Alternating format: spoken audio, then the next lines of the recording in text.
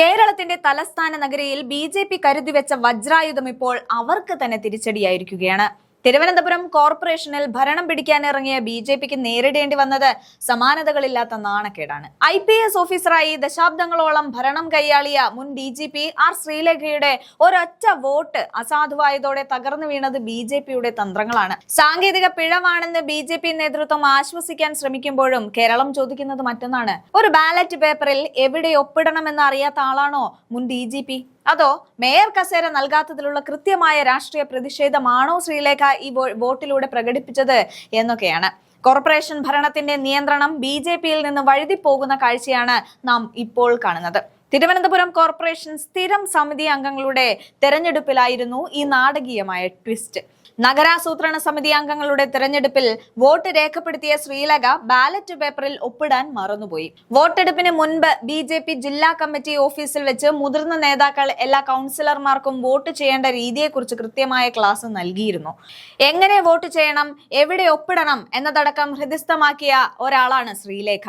ഒരു ജില്ലയെ മുഴുവൻ ഭരിക്കാൻ തക്ക പ്രാഗൽഭ്യമുള്ള DGP റാങ്കിലുള്ള ഒരാൾക്ക് ഇത്തരമൊരു പിഴവ് സംഭവിച്ചു എന്ന് വിശ്വസിക്കാൻ പാർട്ടിക്കുള്ളിലെ തന്നെ അണികൾക്ക് സാധിക്കുന്നില്ല. ഇത് മനഃപൂർവ്വം ഒരു പാളിച്ചയാണോ എന്ന ചോദ്യമാണ് ഇപ്പോൾ രാഷ്ട്രീയ കേന്ദ്രങ്ങളിൽ ഉയരുന്നത്.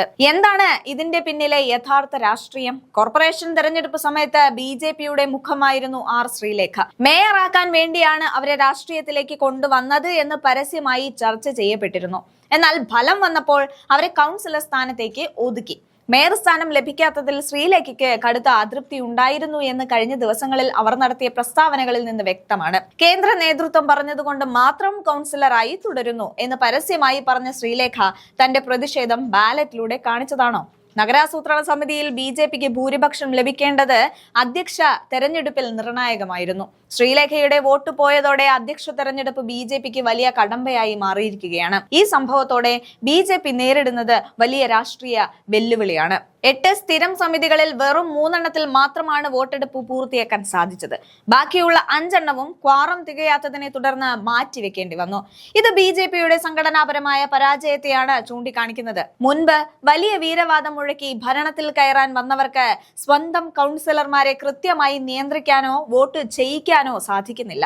പ്രതിപക്ഷ കക്ഷികൾക്ക് ബി.ജെ.പിയെ പരിഹസിക്കാൻ കിട്ടിയ ഏറ്റവും വലിയ അവസരമാണ് ഇത്. കോർപ്പറേഷനിലെ ഭരണയന്ത്രം തിരിയാൻ ഇറങ്ങിയവർ വോട്ട് ചെയ്യാൻ പഠിച്ചിട്ട് വരണമെന്നാണ് സോഷ്യൽ മീഡിയയിൽ അടക്കം ഉയരുന്ന വിമർശനം. തിരുവനന്തപുരം കോർപ്പറേഷൻ ഭരണം പിടിക്കാൻ ഇറങ്ങിയ ബി.ജെ.പിക്ക് സ്വന്തം അണികളിലെ അതൃപ്തി തന്നെ വിനയാകുന്ന കാഴ്ചയാണ് ഇത്.